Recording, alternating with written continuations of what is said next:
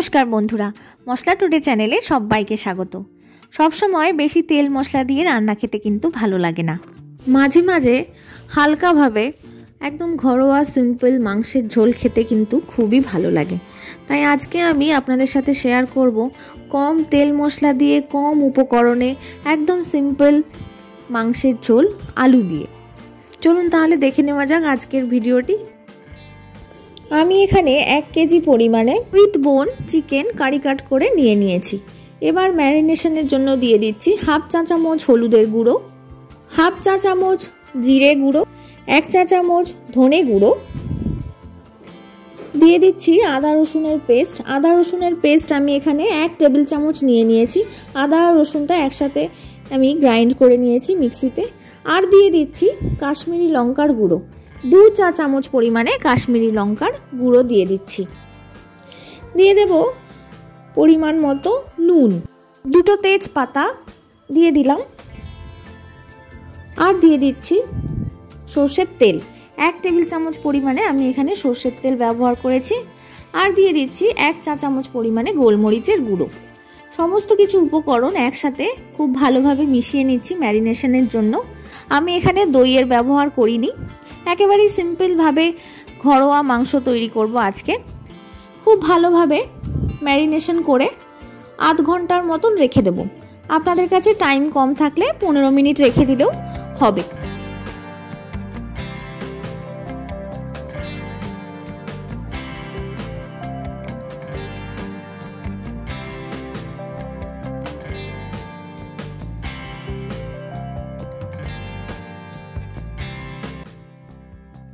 রান্নাটা করার জন্য আমি এখানে লোহার কড়াই ব্যবহার করেছি। কড়াই গরম হলে এর মধ্যে দিয়ে দিলাম 2 টেবিল চামচ সর্ষের তেল।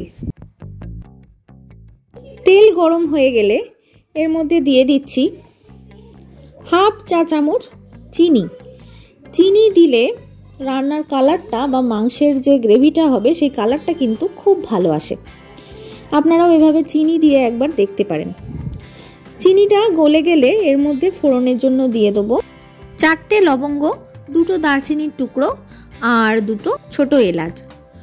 ফোড়নটা 10 থেকে 15 সেকেন্ড হাই ফ্লেমে ভেজে নেওয়ার পর এর মধ্যে দিয়ে দিচ্ছি কুচনো পেঁয়াজ। 3টে মিডিয়াম সাইজের পেঁয়াজ আমি এখানে ব্যবহার করে নিয়েছি। আমি এখানে পেঁয়াজ ভেজেই রান্নাটা করব, পেঁয়াজের পেস্ট বানিয়ে রান্নাটা করব না, তাতে কিন্তু গ্রেভিটা বড্ড বেশি থকথকে হয়ে যায়। একটু পেঁয়াজটা এভাবে লাল করে ভেজে নিলে গ্রেভিটা কিন্তু একটু পাতলা পাতলা ঝোলের মতন হয়। পেঁয়াজটা আমাদের একদম ঠিকঠাকভাবে ভাজা হয়ে গেছে, দেখতেই পাচ্ছেন খুব সুন্দর একটা ব্রাউন কালার এসে গেছে পেঁয়াজের রঙে। এবার এর মধ্যে ম্যারিনেট করা চিকেনটা দিয়ে দিচ্ছি।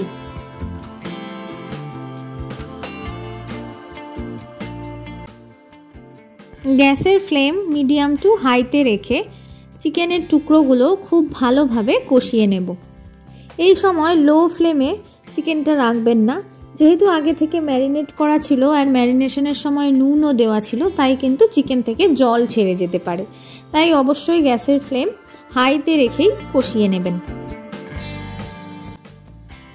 চিকেনটা খুব ভালোভাবে কষানো হয়ে গেলে ঢাকা দিয়ে 7 থেকে 8 মিনিট লো ফ্লেমে রান্না করে নেব। দেখতেই পাচ্ছেন অনেকটা পরিমাণে চিকেন থেকে জল রিলিজ করে গেছে আর কালারটাও কিন্তু আগের থেকে অনেকটা চেঞ্জ হয়ে গেছে। এবার আরও একবার খুব ভালোভাবে কষিয়ে নেব। আর এর মধ্যে দিয়ে দিচ্ছি টুকরো করে রাখা আলু।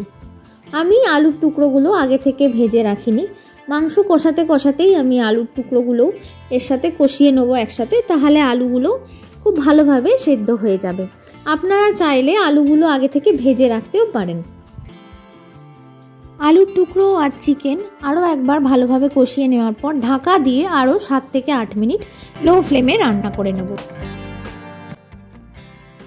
এখনো পর্যন্ত আমি কিন্তু রান্নাতে জলের ব্যবহার করিনি, কিন্তু দেখতেই পাচ্ছেন অনেকটা পরিমাণে জল চিকেন থেকে বেরিয়ে গেছে। মোটামুটিভাবে চিকেনটা সেদ্ধও হয়ে গেছে।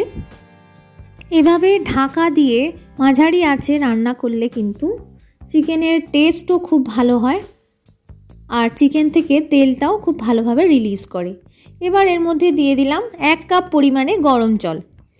মাংস রান্নার সময় গরম জল ব্যবহার করাটাই কিন্তু সবথেকে ভালো হয়। আপনি নর্মাল জলও ব্যবহার করতে পারেন, কিন্তু গরম জল দিয়ে যদি রান্না করেন তাহলে কিন্তু চিকেনের টেস্ট খুবই ভালো হয়। জলের ব্যবহারটা অবশ্যই আপনি কতটা ঝোল করবেন বা গ্রেভি রাখবেন সেই অনুযায়ী ব্যবহার করবেন। আমার এখানে খুব বেশি আমি ঝোল রাখবো না, তাই 1 কাপ পরিমাণে জলই আমি ব্যবহার করেছি।